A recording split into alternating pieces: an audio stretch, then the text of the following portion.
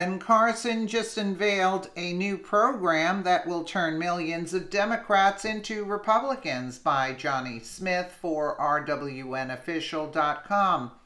Housing and Urban Development Secretary Ben Carson is on a mission, and it looks like he won't let up until he accomplishes it. If you want to get people off welfare, you don't do what the Democrats have always done. You don't give them even more money to make it easy for them to live a life most in the middle class can't even afford to live, even though they are working 2 and even 3 jobs. Carson has decided to make some sweeping changes to the federal housing subsidies that would include tripling the rent to the poorest households, which would impose work requirements on those who take advantage of the system. And his plan falls directly in line with President Trump's continued affirmations that the welfare situation in the U.S. is out of control. Here is more on this proposal via the Washington Post. Housing and Urban Development Secretary Ben Carson proposed far-reaching changes to federal housing subsidies Wednesday, tripling rent for the poorest households and making it easier for housing authorities to impose work requirements. Carson's proposals and other initiatives aimed at low-income Americans receiving federal assistance amount to comprehensive effort by the Trump administration and Republicans in Congress to restrict access to the safety net and reduce the levels of assistance for those who do not qualify. The ambitious effort to shrink federal assistance has been dubbed Welfare Reform 2.0 after Bill Clinton's overhaul of the welfare system in 1996. The proposals affecting housing, food stamps, and Medicaid would require congressional approval. Trump earlier this month signed an executive order in directing federal agencies to expand work requirements for low-income Americans receiving Medicaid, food stamps, public assistance benefits, and welfare. The agencies are supposed to issue recommendations to the White House within 90 days. Just last week, House Republicans advanced a plan to strengthen work requirements for the Supplemental Nutrition Assistance Program, SNAP, commonly known as food stamps, as part of the 2018 Farm Bill. Housing and Urban Development Secretary Ben Carson proposed far-reaching changes to federal housing subsidies Wednesday, tripling the rent for the poorest households and making it easier for housing authorities to impose work requirements. The proposal, approved by the House Agriculture Committee, would expand work initiatives, mandating that most adult recipients under 60 work part-time or enroll in a state-run training program. It would apply to as many as 7 million adults. The Trump administration has also started allowing states to impose work requirements on residents enrolled in Medicare. The initiative unveiled by Carson Wednesday would raise the rent for tenants in subsidized housing to 35% of gross income or 35% of their earnings, working 15 hours a week at the federal minimum wage, up from the current standard of 30% of adjusted income. About half of the 4.7 million families receiving housing benefits would be affected, HUD officials said.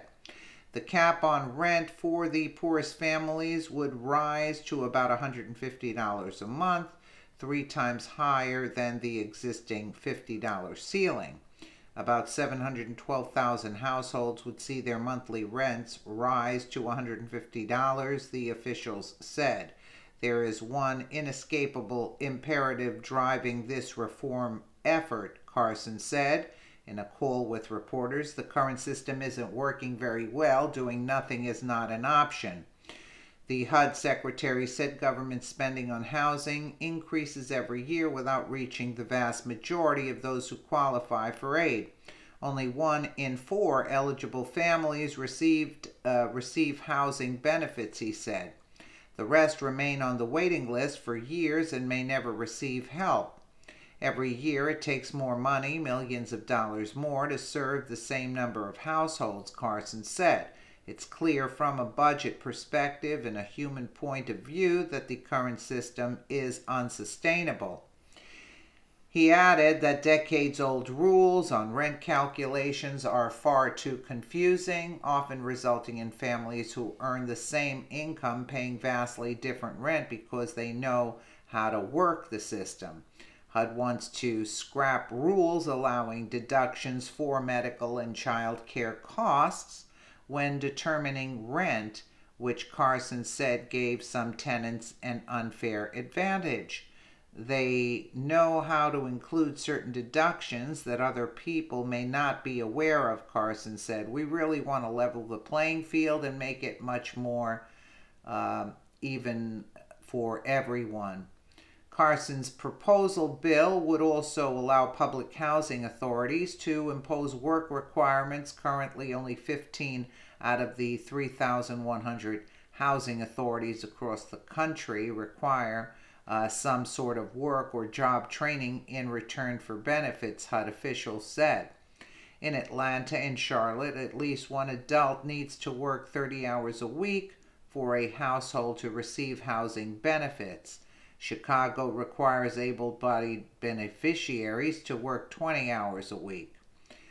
Seniors over the age of 65 and individuals with disabilities would be exempt from the rental increases for the first 6 years. They would almost be exempt from any work requirements. HUD officials said that group makes up more than half of the 4.7 million families receiving subsidies. The proposal would also move to verify tenants' household income every 3 years instead of annually, which Carson said would encourage residents to work more without immediately facing a rent increase. The Trump administration has long signaled through its budget proposal that it aims to raise the bar for federal assistance, in large part through expanding work requirements. On food stamps, Republicans have pitched new work requirements as a way to help people out of poverty while focusing assistance on those most in need. About 42 million Americans depend on food stamps. Trump's budget proposal also included a controversial suggestion to replace half of the family's cash benefits with a box of non-perishable government-sourced food goods. After failing to repeal the Affordable Care Act through Congress in 2017, the Trump administration has started allowing states to impose work requirements on residents enrolled in Medicaid, a first in the history of the 53-year health care program. 3 states, Kentucky, Indiana, and Arkansas, have enacted Medicaid work requirements. 7 additional states have applied to do the same. Kentucky says the changes will lead 95,000 people to lose Medicaid coverage over the next 5 years. The Trump administration also gave states permission to impose much higher premium payments and kick people off Medicaid for failing to pay. The Obama administration had permitted more limited versions of these policies for states during the expansion of Medicaid, but Trump officials approved changes aimed solely at reducing enrollment. There's a retrenchment of the policies passed under the Affordable Care Act that help people stay enrolled on Medicaid, said Mary Beth Musumeci, Associate Director of the Kaiser Family Foundation's program on Medicaid and the uninsured. Carson laid out the administration's housing plans in a press call about an hour before a House Financial Service Subcommittee hearing on rent reform. Changes that are made to the rental structure ultimately have to be approved by Congress, Carson said. These are the suggestions that we are making. This new initiative would raise the rent for tenants in government-subsidized housing to 35% of gross income. That would be an increase of 5% from the current standard that is 30% of adjusted income. If this initiative does go into effect, it would affect roughly about half of the 4.7 million families who receive housing benefits. Carson later confirmed that the current rules of rent calculation are far too confusing, and families who earn the same income can pay drastically different amounts of rent once they learn how to work the system. This is the issue with the welfare system and why it needs to be reformed. Any one of us can fall on hard times, but welfare is something that's supposed to be there as a safety net, not as a career choice. And way too many people in this country today use it as a career, and that needs to stop. We are already broke, and it's time people on the welfare start putting in their fair share into the system they have milked for decades. Don't you agree? Actually, this is what happens when you take in illegal immigrants. Do you see what I'm saying? The benefits from the American people that need it are being cut. I mean, and you're given a box of food, what Trump says, given a box of food. Are you kidding me? No, what caused all this? We're broke? All of a sudden we're broke and the economy is doing great. Does this make any sense to anybody? Look, I'm not saying people should abuse the system, but I mean, I don't think it's fair for somebody, that's older, and that has fallen on hard times, that they should just get a box of food. You know what I'm saying? I mean, these people are human beings also. I mean, they're not dogs. I'm not talking about people who abuse the system.